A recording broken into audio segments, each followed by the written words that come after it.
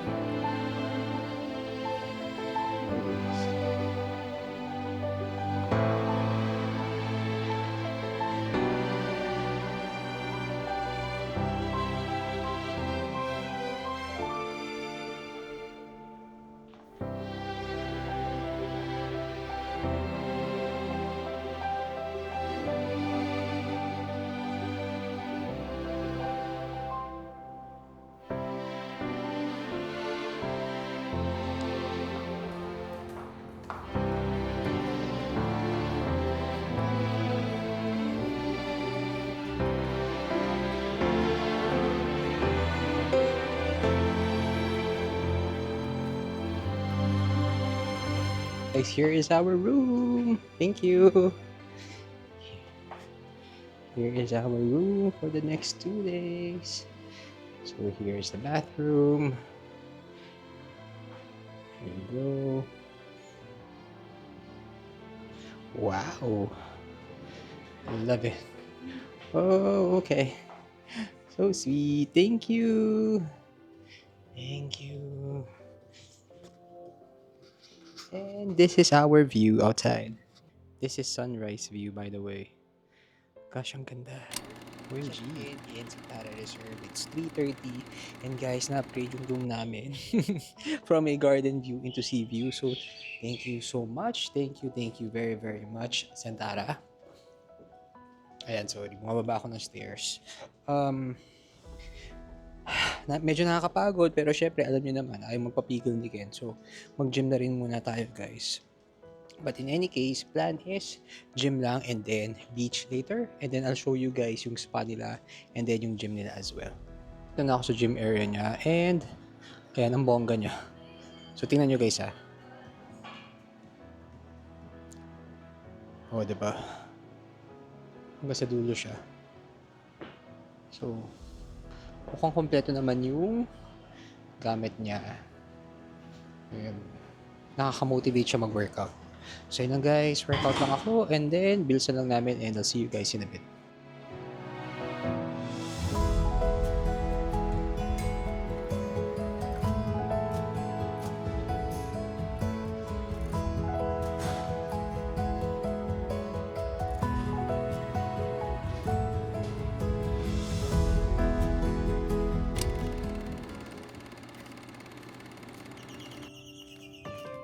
So, syempre guys, it's 5 o'clock.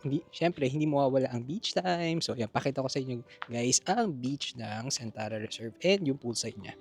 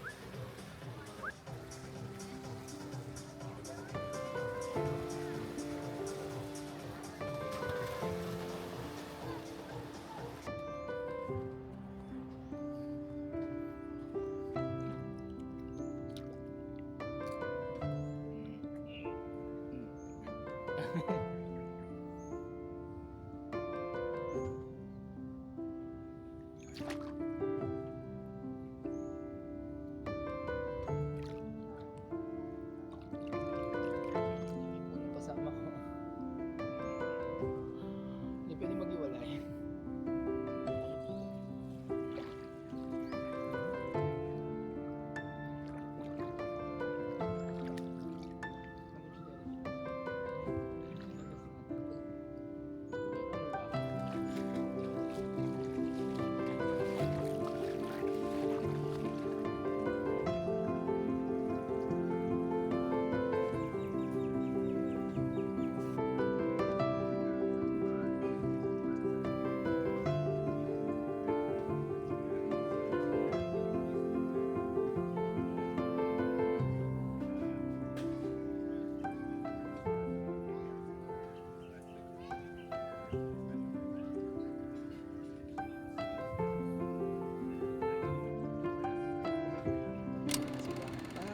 Surprise sa turn down service. Look. O, diba? Nababasa nyo ba, guys? Bongga. Thank you, thank you. Thank you. Siyempre, hindi pwedeng hindi tikman, diba? Ang corny naman kung di ko siya titikman. So, let's see.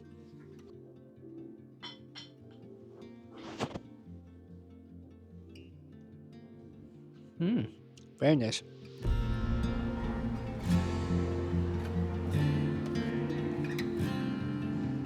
Okay, so, andito kami sa Starbucks. Buti na umabot kami kasi almost 8 o'clock. So, syempre, hindi pwedeng wala kaming remembrance to almost new places that we've been to. So, yun nga, last time kasi na nagpukit kami, nakabili kami ng Phuket na tumbler. So, ngayon, syempre, bili rin kami ng Koh Samui na tumbler. Luckily, meron sila. Pero iba lang yung design, pero meron pa rin. So, Ginea. And then, I'm trying something na Thailand exclusive, which is yung parang pineapple cold brew nila. So, let's see how it tastes like. Alright guys, so ito na yung order ko. This is the pineapple cold brew. Tikman natin.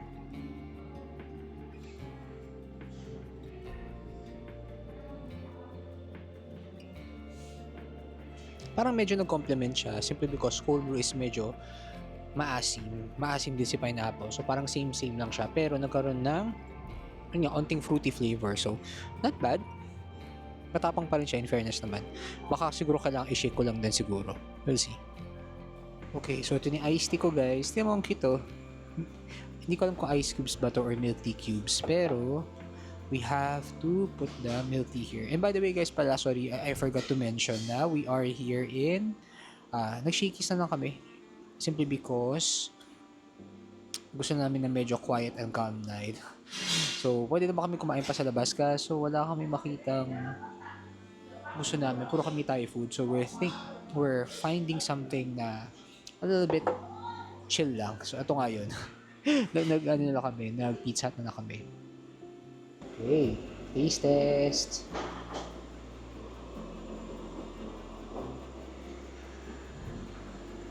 Move.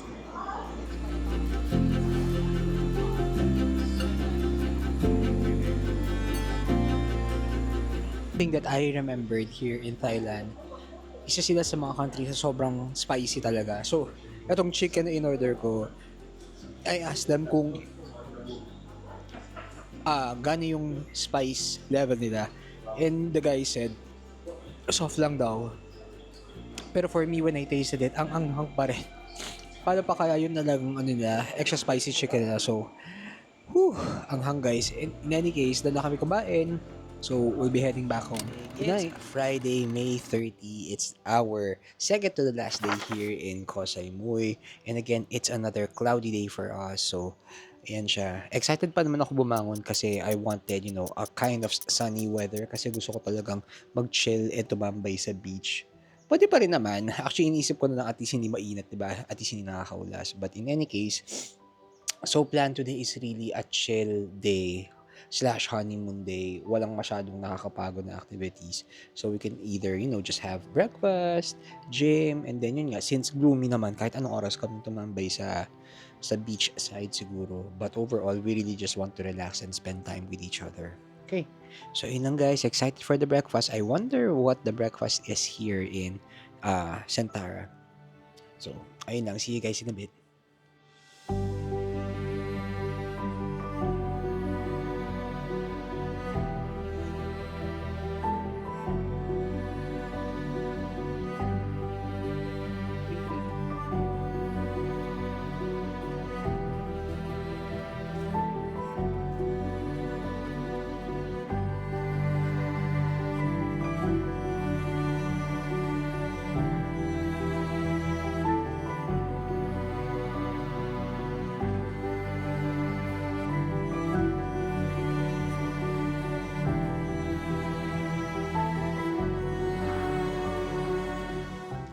So guys, ito yung menu nila on top of the buffet pa. This is also free. So ayan siya.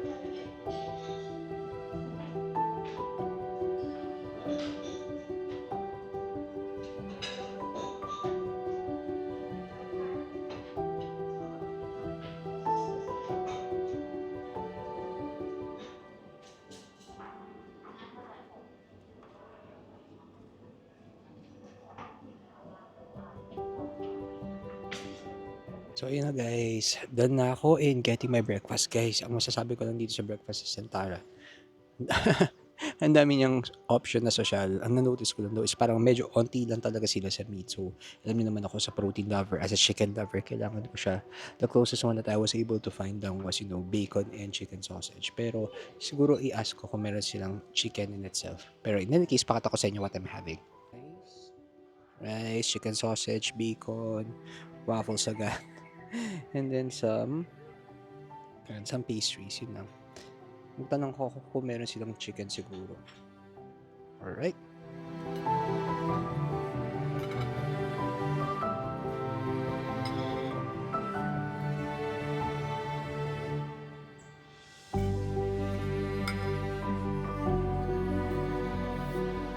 Ito diba? Ang sarap niya. Nagbabadya talaga ng more calories. Guys, this is the black and white waffle. So waffle siya. I think this is an ice cream. Wrap. I should deserve. The reserve iced coffee naman. Sorry nahalo ko na, pero blue talaga yung sa dulo niyan kanina. So ito yung kay Ken is yung Thai iced coffee nila. So taste natin kung mas masarap guys.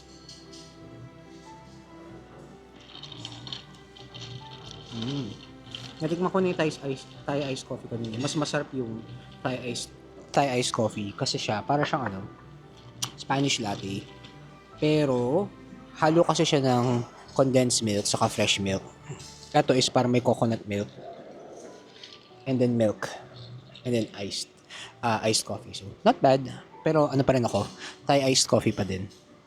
Hey guys, it's already 11:30 and alam nyo naman, the day won't go by without Ken going to the gym. So there's nothing else to do but to relax here in Santara Reserve. And for us, meaning of relaxation is working out, tambay sa beach, and just enjoying some good coffee.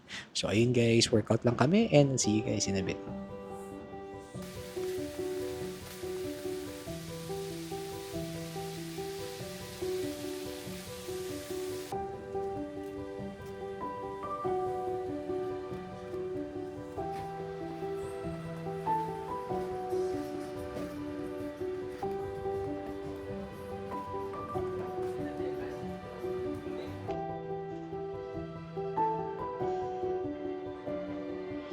Hey guys, good afternoon. It's 3 o'clock and we are here in Salt Society.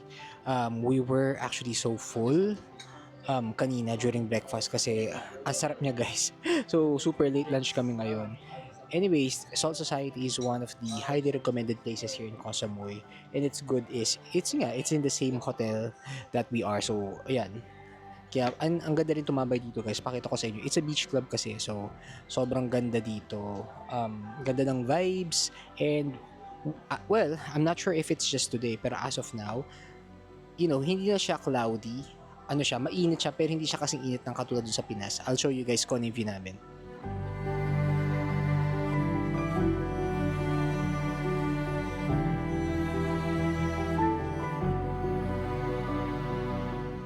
Ito naman guys yung iced coffee nila. This is different from what I had yesterday. So, I'm excited to try it. Then, yan, may pa-bread sila and meron silang dip. Ano kaya tong dip? Ano raw tong dip na to, bebe? Okay. So, guys, we have a freshly baked bread. Fairness, mainit-init talaga siya.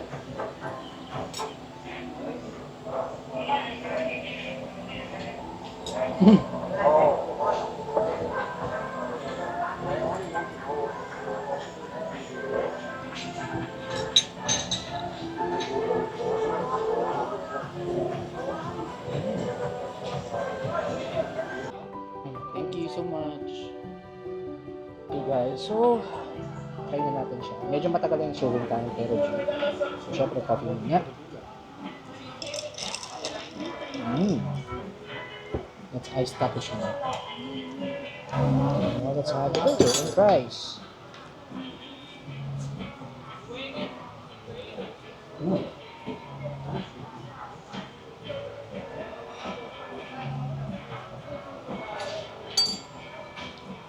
Guys, ang sarap ng hangin dito sobra.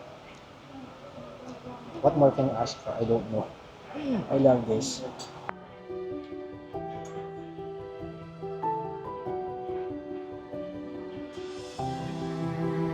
Sarap siya. Isang mo yung truffle. Isang mo yung truffle. Is meron pa siyang free na pa-popsicle. Ayun siya. O, diba? Kaya pala lahat sila dito merong kinakain na popsicle. Yan pala yun. Free pala siya. So, try natin siya. Hindi ko siya magalaw. Kasi super frozen siya. Paano ba to? Ayan, you just have to twist it.